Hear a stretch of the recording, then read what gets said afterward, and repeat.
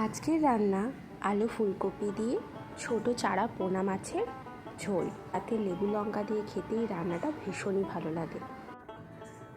এই রান্নায় যা উপকরণগুলো ব্যবহার করা হয়েছে তার সবই ডেসক্রিপশন বক্সে দেওয়া আছে। চারা পোনা মাছটাকে আগেই ভালোভাবে ধুয়ে তেল মাখিয়ে রাখা ছিল, এখন এতে নুন আর হলুদ মাখিয়ে রাখা হচ্ছে।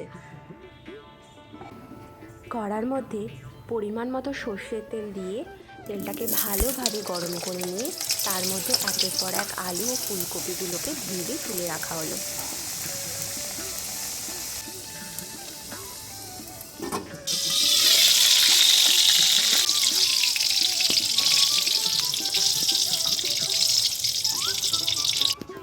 এই রান্নায় আমরা ফুলকপি ব্যবহার করেছি, তোমরা এর জায়গায় পটল, পেঁপে, কাঁচকলা যে কোনো সবজি ব্যবহার করতে পারো বা সব রকম সবজি মিশিয়েও রান্নাটাকে করতে পারো।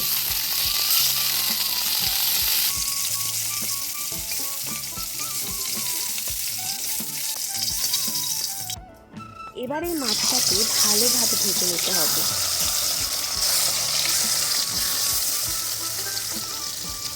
আমরা এখানে চারা পোনা মাছ ব্যবহার করেছি।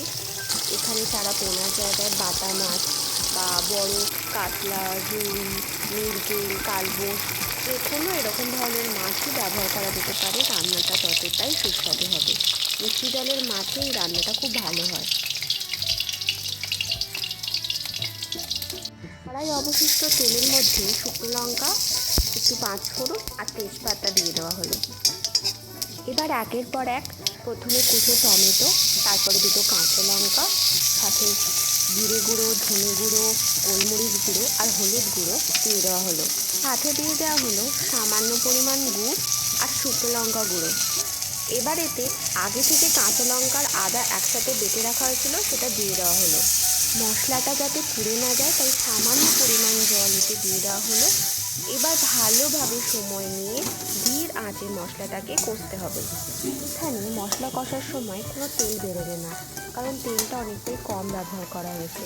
এই সামান্য জল দিয়ে মশলাটাকে কিছুক্ষণ কষার পরে এর মধ্যে আলু দিয়ে আবার কিছুক্ষণ কষতে হবে।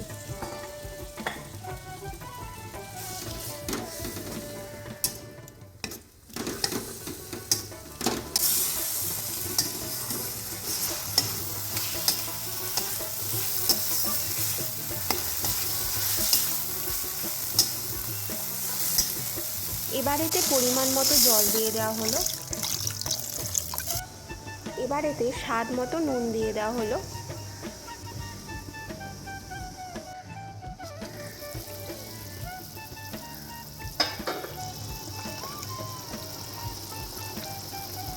আগে থেকে যে ফুলকপিগুলোকে ভেজে রাখা হয়েছিল সেইগুলোকে এবার দিয়ে দেওয়া হলো। এবার কিছুক্ষণ এটাকে মিডিয়াম আঁচে চাপা দিয়ে আলু আর ফুলকপিটাকে ভালোভাবে সিদ্ধ করে নিতে হবে।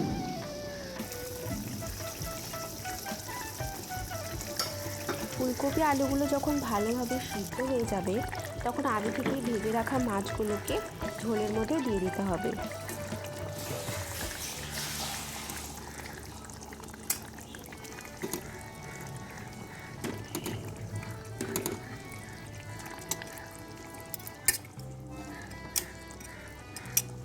এবার কিছুক্ষণ স্লো আঁচে এটাকে চাপা দিয়ে রেখে দিলেই তৈরি আমাদের ফুলকপি আলু দিয়ে ছোট চারা পোনা মাছের ঝোল।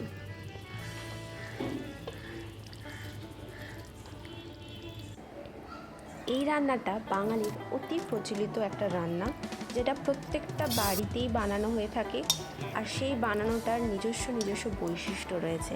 তাই আমি চাইবো তোমরা তোমাদের অভিজ্ঞতা আমার সাথে শেয়ার করো, সাথে আমাদের রান্নাটাকেও ভালোবাসা দিও, সাথে লাইক আর সাবস্ক্রাইব করে দিও। ধন্যবাদ।